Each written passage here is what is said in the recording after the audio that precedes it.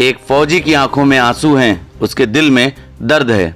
वह तड़प रहा है, वह बिलख रहा है, क्योंकि वह पाकिस्तान सीमा पर तैनात रहकर देश की हिफाजत करता है, लेकिन देश के अंदर अपने गांव में रहने वाले अपने पिता की हिफाजत नहीं कर पाया। उसके परिवार की हिफाजत का जिम्मा उठाने वाला पुलिस प्रशासन उसके परिवार की हिफाजत करने में विफल रहा है। दबंगों ने उसके घर में घुसकर फौजी के पिता की हत्या कर दी।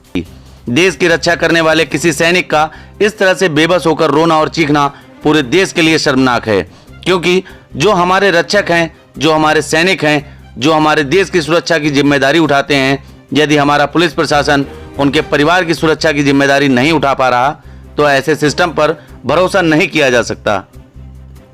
उत्तर प्रदेश के अमेठी जनपद के संग्रामपुर इलाके की यह घटना दिल को दहला देने वाली है। यहाँ के रहने वाले फौजी सूर्य प्रकाश मिश्रा पाकिस्तान सीमा पर पुंछ सेक्टर में तैनात हैं। कुछ दिनों पहले छुट्टी पर घर आए थे। उनके पड़ोस में रहने वाले दबंगों ने अचानक उनके घर में घुसकर उनके पिता राजीव मिश्रा को धारदार हथियारों से मार डाला और उनकी गर्भवती भाभी को चोटिल कर गंभीर रूप से घायल कर दिया। दरअसल साधारण लोगों के दुख दर्द और शिकायतों को हल्के में लेना, सूचना मिलने के बाद भी कार्यवाही न करने की उत्तर प्रदेश पुलिस की आदत की वजह से उत्तर प्रदेश के अलग अलग जिलों में आपराधिक वारदातें बढ़ती जा रही हैं। कहीं आम लोग, कहीं पत्रकार, कहीं पुलिस वाले तो कहीं कोई फौजी पुलिस तंत्र की लापरवाही और अधिकारियों की लापरवाही का लगातार शिकार हो रहे हैं। अपने ही पिता के खून से लथपथ इस फौजी बेटे का दर्द यह है कि वह देश की हिफाजत तो करते हैं, लेकिन अपने ही पिता की हिफाजत नहीं कर पाए।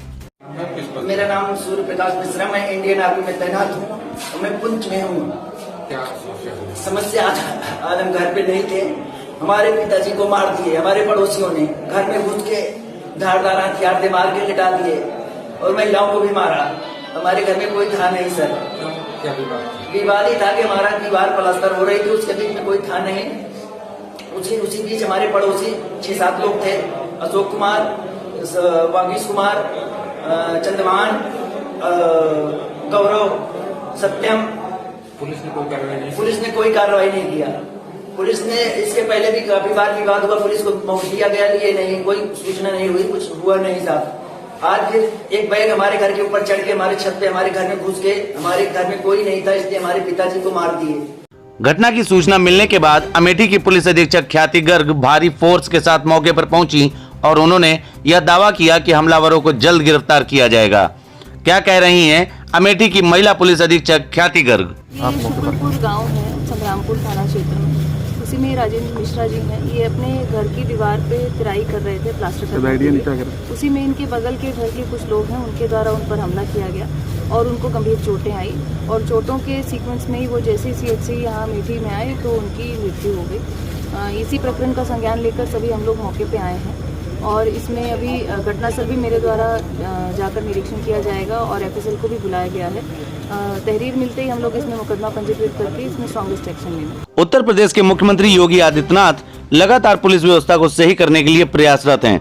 उनके प्रमुख सचिव गृह अवनीश अवस्थी और DGP हितेश चंद्र अवस्थी भी पुलिस व्यवस्था को बेहतर बनाने के रोज दावे करते हैं, लेकिन हकीकत यह है कि उत्तर प्रदेश पुलिस और उनके सहयोगी इंटेलिजेंस का नेटवर्क पूरी तरह विफल हो चुका है। किस गांव में परिवारों के बीच खतरनाक दुश्मनी चल रही है, इसका पुलिस को ना तो ध्यान है और ना ही पुलिस इसकी जानकारी करने की कोशिश करती है।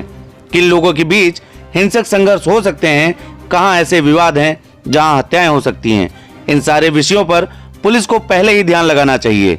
इसके लिए बाकायदा थानों में अलग अलग रजिस्टर बनाए जाते हैं और स्थानीय मुखबिर, बीट के सिपाहियों और LIU के सहयोग से पहले से इन बातों की जानकारी जुटाकर विवादों को गंभीर रूप लेने से पहले ही निरोधात्मक कार्रवाई करनी चाहिए। लेकिन ज्यादातर मामलों में पुलिस तब गंभीर होती है जब अपराधी बेगुनाहों का खून बहा चुके होते हैं। कुल मिलाकर बेहद खर्चीली पुलिस व्यवस्था का प्रदेश में अब यह असर बचा है कि कहीं पुलिस वाले मारे जा रहे हैं, कहीं सरेआम पत्रकार मारे जा रहे हैं, तो कहीं सरेआम देश की हिफाजत करने वाले फौजी के परिजन मारे जा रहे हैं। द इंडियन ओपिनियन के लिए नितेश मिश्रा और प्रदीप पांडे की रिपोर्ट। अगर आप यह वीडियो फेसबुक पर देख रहे हैं तो हमें लाइक और फॉलो करें। अगर यूट्यूब पर देख रहे हैं तो सब्सक्राइब करें और बेल आइकन प्रेस करें।